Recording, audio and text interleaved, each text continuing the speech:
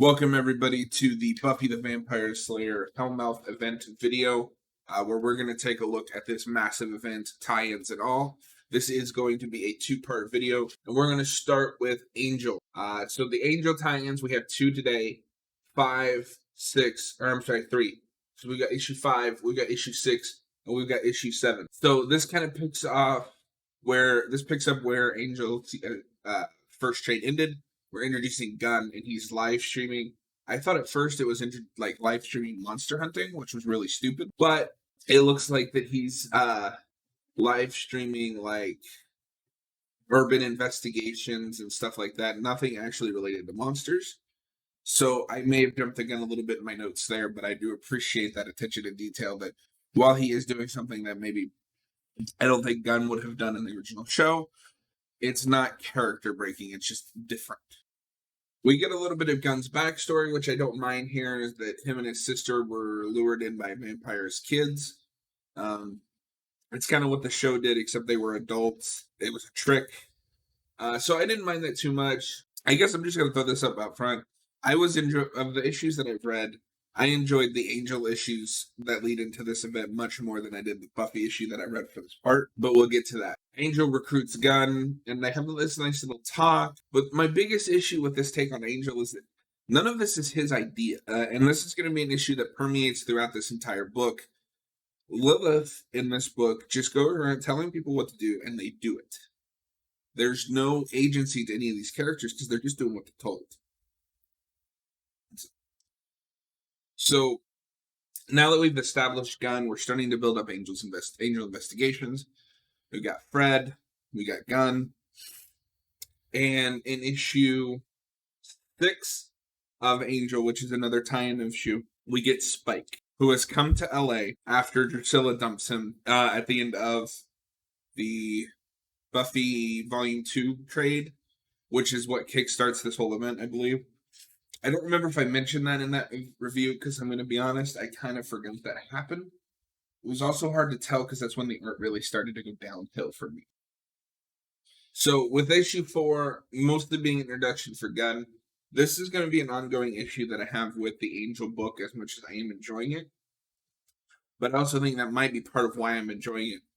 Because Angel's in a different city, and mostly it's just like what the team is doing without Angel. It feels very disconnected from the event itself. So it's just kind of its ongoing solo little story. And it's setting up a lot of stuff with Angel, which I'm glad to see. But I think with this, part of the problem is going to be going forward. We've made the same mistake we made with Buffy. We've just launched the status quo that you remember from the show without organically building to it. Angel doesn't know these people. Why would he trust them? He was just told to go find them. The way that Joss Whedon and the other people who wrote Angel and the people who created that show organically built up the team was Doyle. Obviously he showed up, which he's not in this book. But Doyle forces Angel to kind of at least hear him out, and then Angel chooses to agree to do this. Cordy chooses to help Angel. Angel chooses to allow her to work with her. Angel doesn't choose any of this. He just does what Lilith tells him. And then in issue 6, we get a lot of mostly just trying to get Spike in with Team Angel. And then at the end, the big cliffhanger is that Fred is kidnapped by who in issue 7 we find out is Lila from Wolfram and Hart, which is cool to see them because obviously if you watched Angel the series, you know that Wolfram and Hart was the closest to a big bad that show ever got. Or let me correct myself, because that show did have big bads, but closest to an arch enemy that Angel ever had. They persisted throughout seasons. They weren't just a one and done villain. And then obviously with season 5, it becomes really interesting with a completely different status quo. But we're here to talk about the Hellmouth event. So we just throw Wolfram and Hart into this, which, like I said, I was happy to see. But it feels weird to be introducing such a key part of the Angel universe when Angel's not even there. Like, he's off doing the Hellmouth stuff, but we're just gonna throw Wolfram Hart in here. So the Wolfram the main plot of this book so far has been that Wolfram Hart wants Fred. Because Fred apparently can see magic, or is like magically attuned, something like that. It's very strange. But the idea is that she is supposed to be like the host for Baphomet, according to another legacy character that we meet for the first time here, Lorne. Something that is bothering me with this issue, the more I'm talking about it, is like I mentioned, all of this is going on without Angel being here. But you know who is here? Spike. Spike was introduced in issue 6, which I believe I did mention, but I'm just going to reiterate that. And then suddenly he just decides to help them. This is the same issue that they have with Angel. Spike isn't doing this just because he wants to. Spike is doing this because Lilith told him. However, we do get some fun banter between Gunn and Spike, where obviously Gunn doesn't really trust Spike because he's a vampire. I don't know if Gunn knows that Angel's a vampire, if Angel's a vampire or not. I can't remember off the top of my head. I'm recording this a few days after reading it. You guys do know, let me know in the comments below. And then, so it's almost like Spike is replacing Angel in his own book. It's very strange. Like, why not have, if you have to do tie-in issues to both books, both Buffy and Angel, why not say that the Hellmouth is affecting things in LA or something, and monsters are getting more and more frequent, and the new and rough behind the ears Team Angel has to fight them. Why are we doing all of this? We're setting up all this stuff that is key stuff for Angel, but he's not even there. This is a well-written book, just on a purely like entertainment level. But I'm the more I talk about it, for me personally, it doesn't work. And that was the same issue that the Boom Buffy, that first volume is. It's all right. It's kind of just a fun little story, but then it quickly just spirals. And I really hope that the books after Hellmouth can maybe return to at least somewhat quality, because we're just not thinking these things through. That, or somebody at Boom just doesn't really like Angel. I don't know which. So the main bulk of issue 7 of Angel is Spike and Gunn trying to track down Fred, who has been kidnapped by Wolfram Hart. So they go to Lorne. And Lorne is very well written in this book. He's very in character.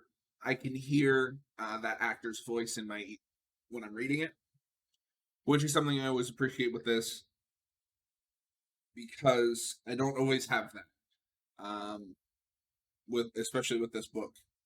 But I'm glad they got Lorne right, because I do appreciate that character.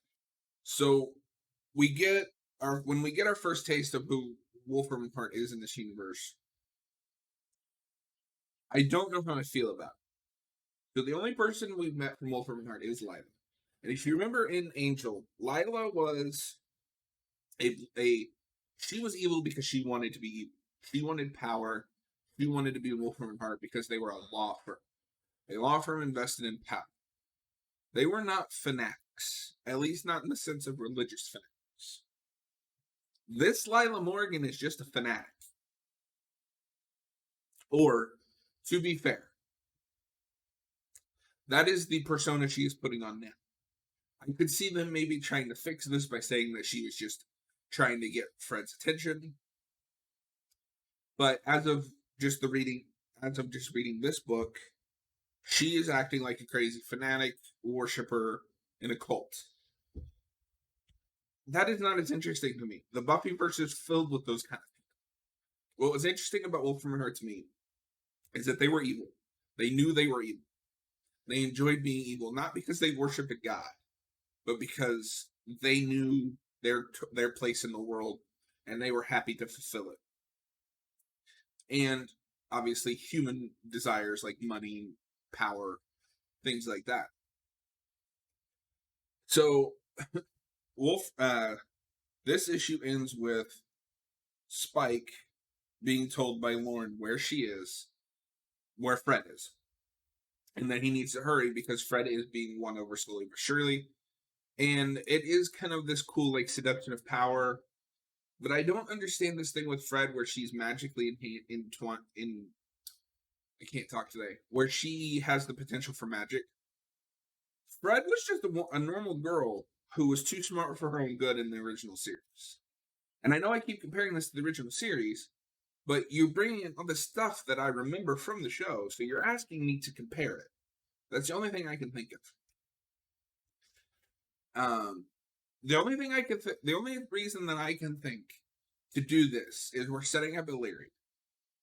But what made Illyria tragic was just Fred was just some girl. She was a lovely woman who was smart and compassionate, but she, at the end of the day, was human and got in over her head with forces that she couldn't possibly control. And it finally caught up to her, in my opinion. Doing all this is too much. You need that human element in Angel.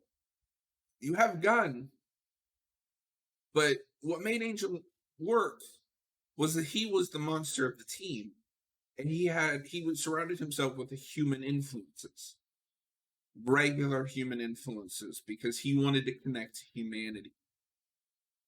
Just we got to stop and think about this stuff. All right, so we've only got one Buffy tie-in issue to talk about today, and that is Buffy issue 9.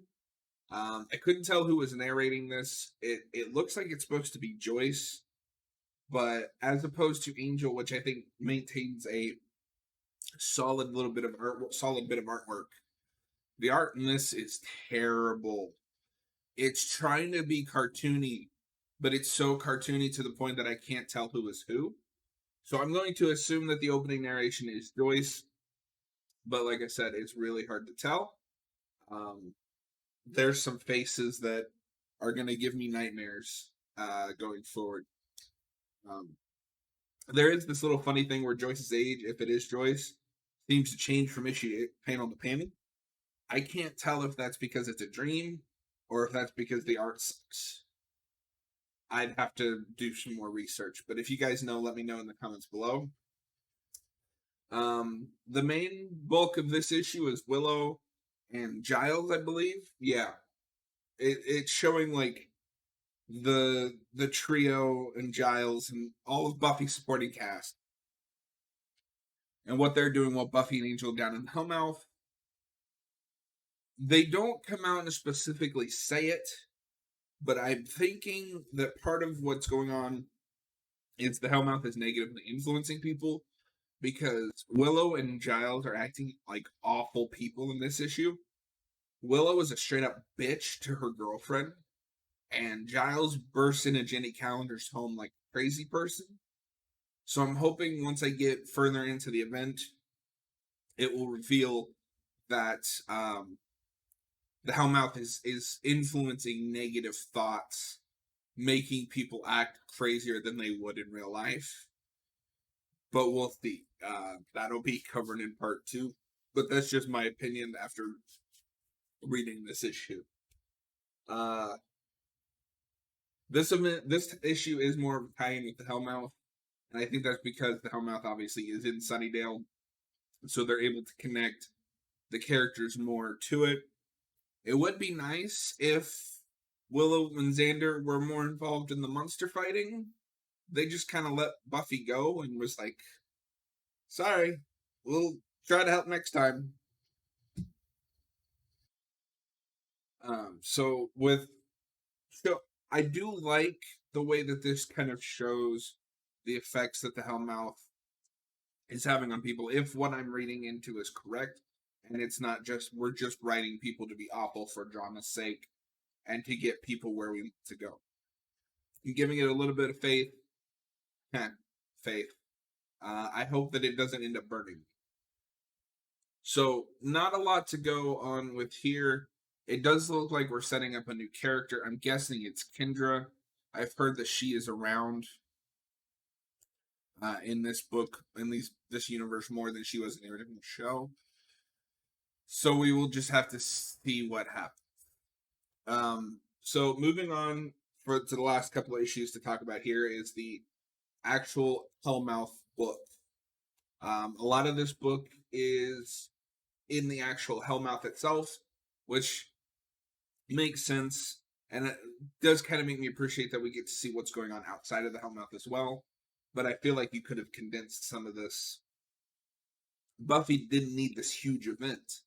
That's not what made Buffy so special in the first place.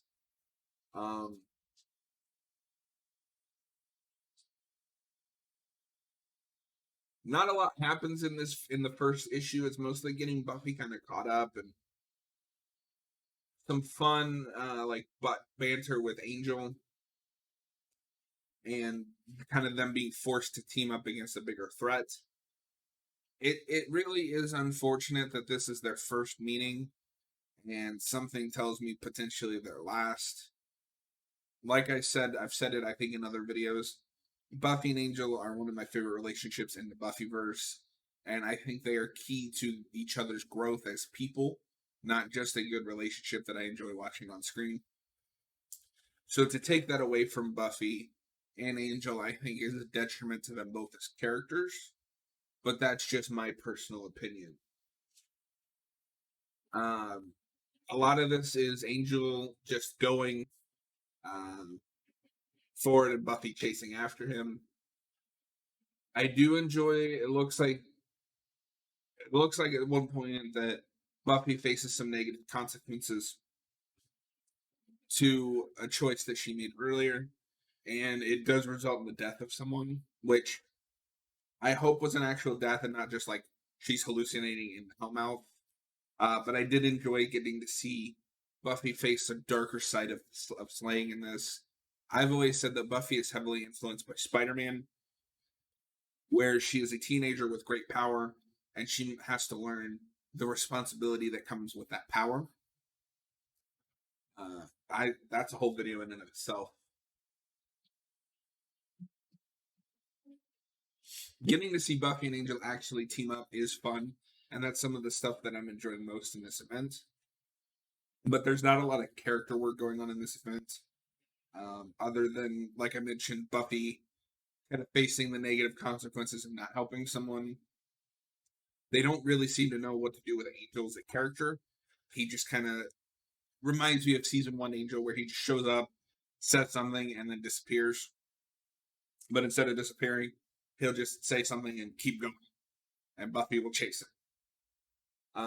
I don't know how I feel about Drusilla being the big bad of this. Drusilla was a terrifying threat, and I love her in the show. But she was the planner, and Spike was the doer. So maybe this could sell me on this, but I'm also wondering, is this Drusilla's backstory the same as the original show? Because we still have no mention of Darla in either book, which is very strange. You would think if you're doing an Angel book, Darla would be a must-have. Did she not sire him in this universe? Why are we stripping all of Angel's most important relationships away from him? It's very frustrating. Angel is my favorite character in the Buffyverse, and it feels like this Boom universe doesn't really want to use him, but they're stuck with him because he really is the other pillar of this universe. They would much rather use Spike, and it's very frustrating to see them throw my favorite character under the bus like this. Yes, Spike is more outgoing, and he is a very thoughtful character and well thought out. But it seems like they're just going on the shallow, like, oh, he has more personality than Angel does, and they're ignoring what makes each character interesting. And even in Angel's book, Spike has kind of replaced Angel while he's gone. And apparently, after this event, it gets renamed to Angel and Spike. Why can't we just have an Angel book? I understand that the show brought Spike into Angel in season 5, but Spike didn't replace Angel. Spike didn't get his name on the cover. He was just another character that Angel had to interact with and deal with. It's very frustrating. Back to the Hellmouth. Sorry about my little rant there. Not a lot else happens in this. Buffy gets visions from her mom stating that, what her worst fears are, and that was nice. It's always good to see when a character has to deal with inner turmoil like that, and I hope that it can pay that off. There is a cliffhanger with someone being chained up in the Hellmouth. Is it supposed to be Drusilla? I can't tell.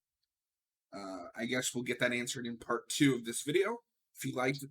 But that is going to be it for me today. If you did like this video, please hit subscribe and give it a thumbs up. I would very much appreciate it. And I will see you guys in the next video.